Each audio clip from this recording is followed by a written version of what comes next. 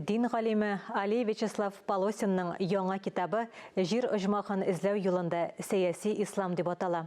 Әлеге фәнни хезмәт Россия Ислам институтында тәкъдир ителде. Үзенчәлекле гыйльми басма белән хәбәрчебез Мөршидә Җихан таныштыра.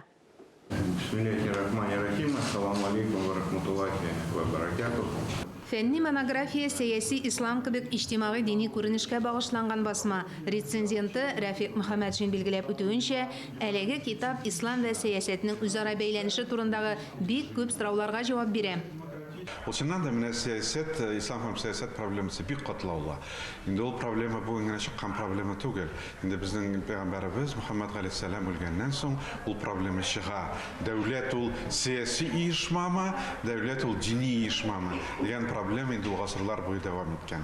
Менә үзенең китабында Али Вячеслав менә шушы проблемаларны карый, һәм инде ул бүгенге көндә менә сәяси исламның бүгенге көндә җәмгыятьтә тоткан урыны, аның проблемалары нидән гыйбарәт. Менә ул хакта бик җентекләп тәфсилләп язган китап. Гыйльми китап сәясәт һәм традиция багланышында заманча ислам дип аталган түгәрәк өстәл утырышында тәкъдир ителде.